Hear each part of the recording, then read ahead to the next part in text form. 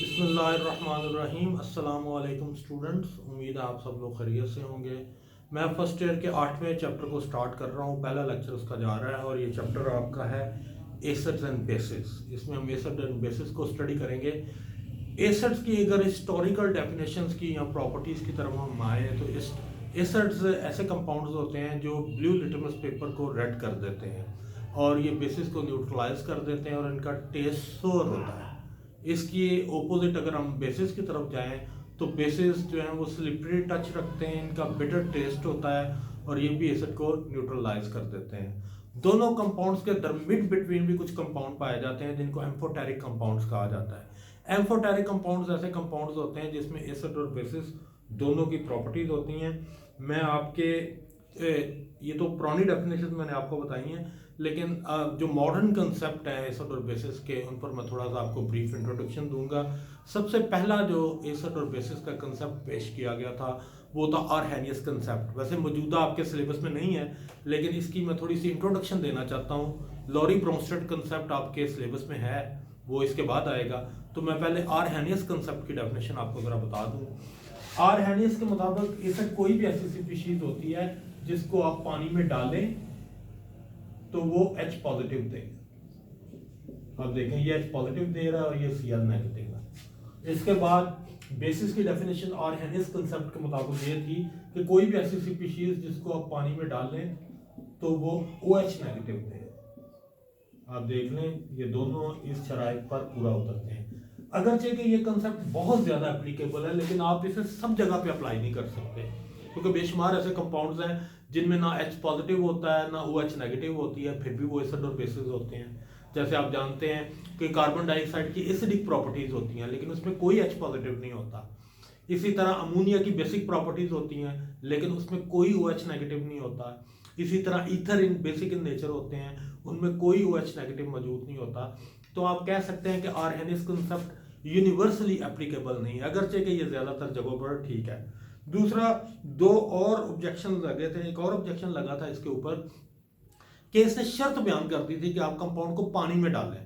तो कई ऐसे रिएक्शंस होते हैं जो नॉन एक्वस मीडियम में होते हैं, वहां पानी होता ही नहीं है, तो वहां पर भी आप इस लॉ को, इस डेफिनेशंस को, आर्हेनियस कंसेप्ट को आप अप्लाई नहीं कर सकते। तो इस वजह से इसके बाद एक दूसरा कंसेप्ट पेश किया गया था जो था ब्रोंस्टेड एंड लॉरी कंसेप्ट। ये दोनों साइंटिस्ट थे, साइंटिस्ट के नाम पे ये कंसेप्ट है और ये ज्यादा यूनिवर्सल और ज्यादा एप्लीकेबल है। ब्रोंस्टेड एंड लॉरी कंसेप्ट के मुताबिक, ब्रोंस्टेड एंड लॉरी कंसेप्ट, इस कंसेप्ट के मुताबिक एसिड प्रोटॉन डोनर होते हैं और बेसिस प्रोटॉन एक्सेप्टर्स होती हैं। आपको पता है हाइड्रोजन का अगर एक इलेक्ट्रॉन निकाल दे तो वो भी प्रोटॉन बन जाता है। दूसरे अल्फाज में आप कह सकते हैं कि H पॉजिटिव ही बेसिकली प्रोटॉन है। तो इस कंसेप्ट के मुताबिक एसिड्स आर प्रोटॉन डोनर्स और बेसिस आर प्रोटॉन एक्सेप्टर।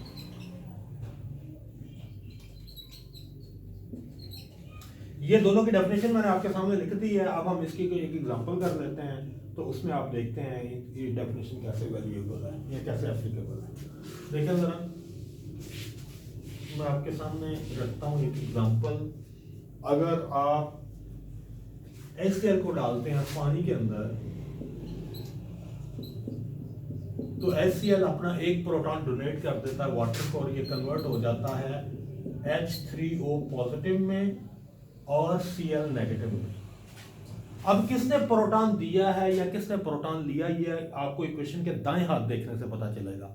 आप इधर देख लें किसने प्रोटॉन लिया और किसने प्रोटॉन दिया है।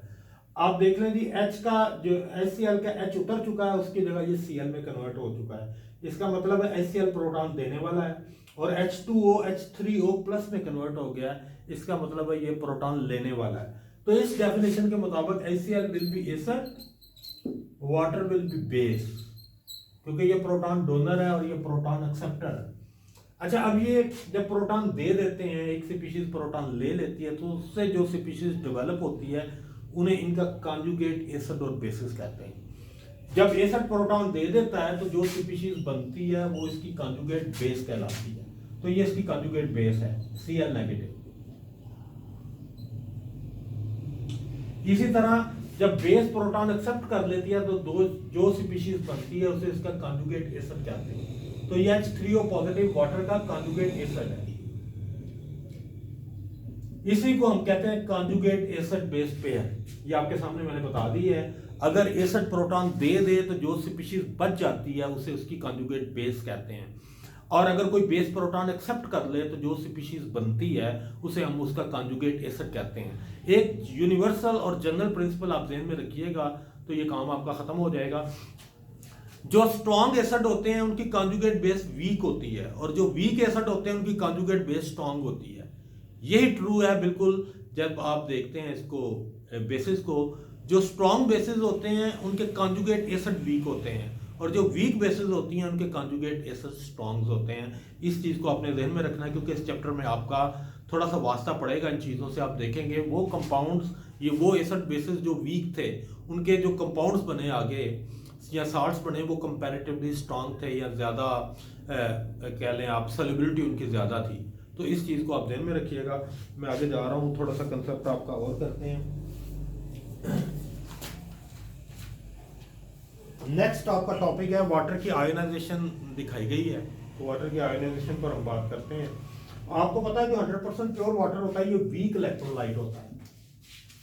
वाटर के मॉलिक्यूल में आयोनाइज होगा और वो कन्वर्ट हो जाएगा H पॉजिटिव में और OH नेगेटिव में। देखें जरा आप, पानी 100% प्योर वाटर एक वीक इलेक्ट्रोलाइट होता है। वाटर ज़्यादा इलेक्ट्रोलाइट उस वक्त बनता है जब उसके अंदर मिनरल्स वगैरह मौजूद हों। और आपको पता है हमारी एवरीडे लाइफ में हमारे पास जो पानी आता है ये 100% प्योर नहीं होता, इसमें मिनरल्स मौजूद होते हैं। तो इस वजह से इसके अंदर से बिजली बहुत अच्छे तरीके से गुजर जाती है, वरना 100% प्योर वाटर के अंदर से इलेक्ट्रिसिटी ज़्यादा पास नहीं होती। तो देखें जी, वाटर के मॉलिक्यूल के साथ आयोनाइज होगा तो ये कन्वर्ट हो जाएगा H3O पॉजिटिव में और OH नेगेटिव में। अब ये जो इक्वेशन आपके सामने आई है इसका आप निकालें Kc, तो Kc will be equal to H3O positive OH negative divided by H2O and H2O। अब आपको पता है कि वाटर चूंकि सॉल्वेंट खुद ही सॉल्वेंट था, खुद ही ये सोल्यूट था, तो वाटर की कंसंट्रेशन नियरली कांस्टेंट रहती है। तो वाटर की कंसंट्रेशन को आप उठा के ले जाएं इसके साथ Kc के साथ, Kc इनटू वाटर, और साथ आप एक और काम करेंगे, H3O पॉजिटिव में दो चीजें मौजूद है, वाटर है और H पॉजिटिव, हमको अलग कर दें। Water H positive OH negative divided by water. अब वाटर से वाटर कट जाएगा, ठीक है, और ये दो कांस्टेंट मिलके बनाते हैं एक और constant, that is called Kw। This is called ionic product of water and that is equal to H plus और OH नेगेटिव। और इसकी वैल्यू जो साइंटिस्ट ने निकाली हुई है बाय conductivity measurement at 25 degree centigrade, that is 1 × 10⁻⁻14। इसका मतलब ये हुआ कि 25 डिग्री सेंटीग्रेड पर पानी में H पॉजिटिव और OH नेगेटिव दोनों की कंबाइंड कंसंट्रेशन इतनी होती है। और इससे आप अंदाजा लगा लें कि ये बहुत मिन्यूट क्वांटिटी है। इसका मतलब ये हुआ कि पानी बहुत कम आयोनाइज होता है। तो ये मैंने आपको दिखाई है आयोनाइजेशन या आयनिक प्रोडक्ट ऑफ वाटर कैसे आयोनाइज होता है। इसमें अभी और भी टॉपिक्स हैं जो इससे डिराइव होते हैं, जैसे pH है, pOH है, इन पर हम नेक्स्ट लेक्चर में बात करेंगे। Thank you.